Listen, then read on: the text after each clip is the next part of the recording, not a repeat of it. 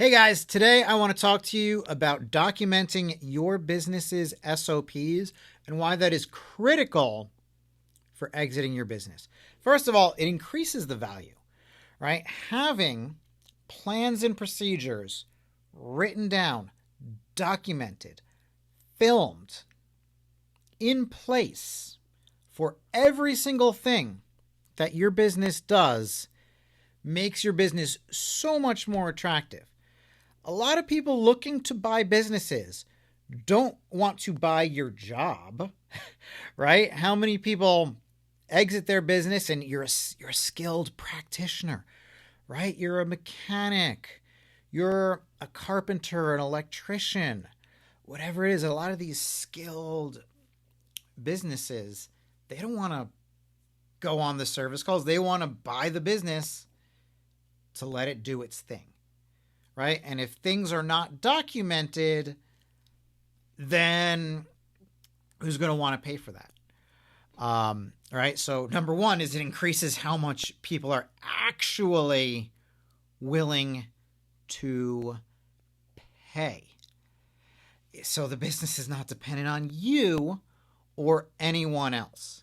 Now that brings me to the next thing, which is a smooth transition. Having everything documented already means when you leave, things shouldn't have to change. Things should keep going exactly the way they did, right? It makes sense. Like just like if you want to take a vacation, the business shouldn't have to grind to a halt or operate horrendously for you to be able to take some time with your family. It should all be documented, right? Who here has ever seen a bar or a restaurant, any of those places, there's a big sign under new management.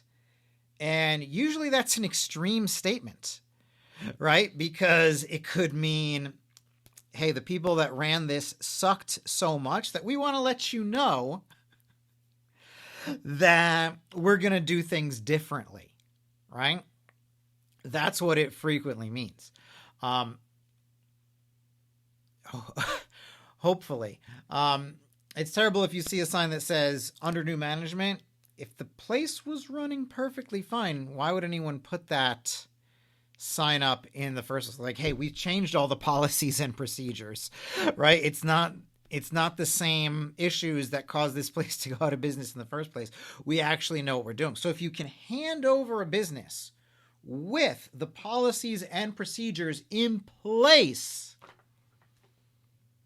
it's going to be so much smoother and it's going to be easier for someone to step in and say, yeah, I'll buy your business. Number three is obvious, easier training. To a certain extent, it eliminates the amount of training that you need to provide, at least as far as like live hands-on training that takes time from your other employees. If everything's already documented, right? If they can see step by step on a document with screenshots, certain things a video is preferable.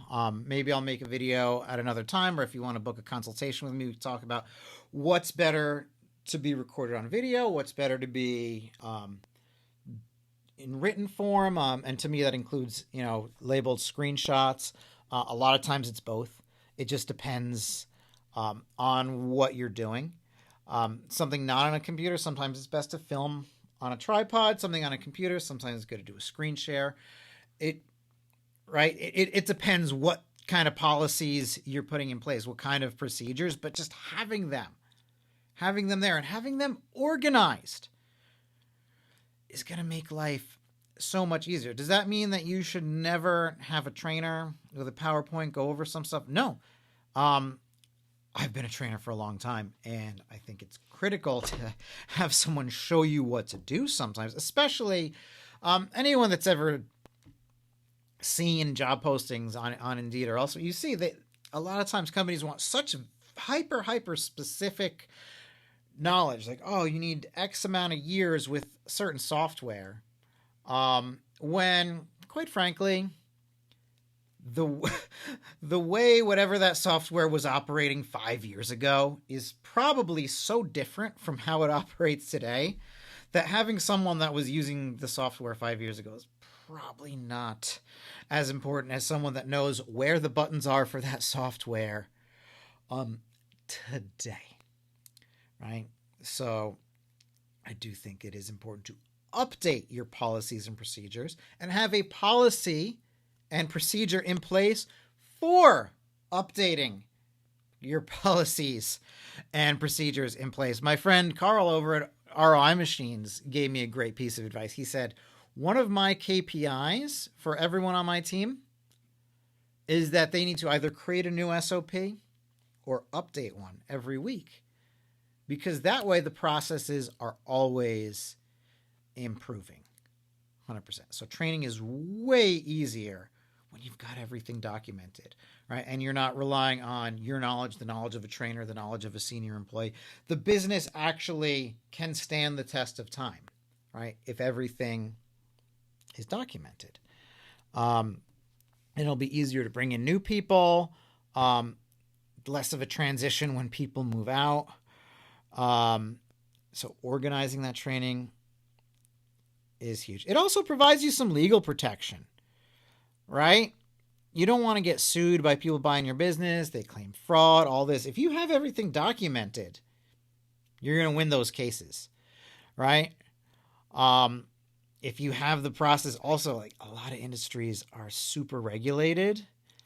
It shows, hey, we do this. We follow the law. We follow best practices, right? And if there's a bad egg in an employee that's not following them, it's easier to deal with it because you have written what they are supposed to do. So it's really easy to be like, this is what you did, and this is what you're supposed to do. So write it down. Another is planning for contingencies. We talked a lot today about not being dependent on, I hate to say, like, not dependent on humans, because we're all humans, right? But to depend upon an individual that can get sick, that may have other priorities, that family, including yourself, right? So when I say this, like, oh, like, you're not depending on employees, this is for yourself as well.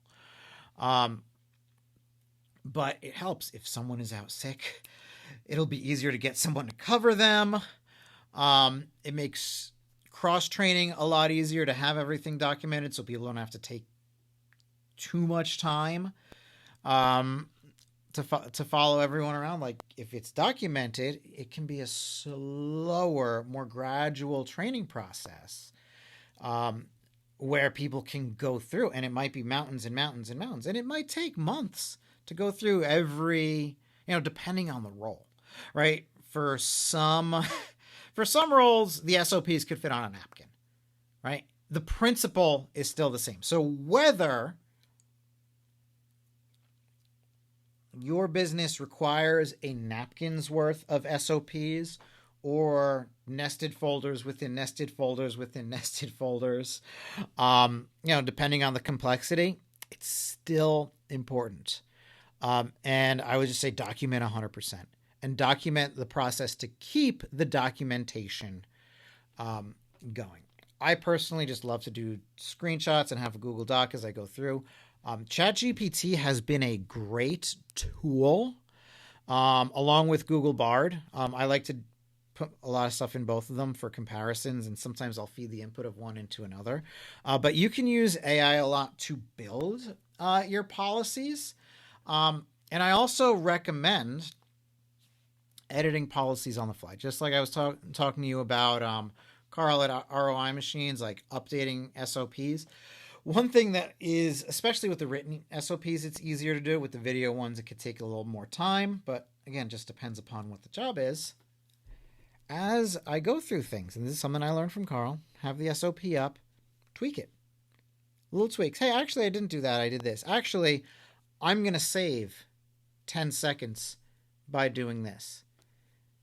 Every week that you come in and save 10 seconds, it adds up.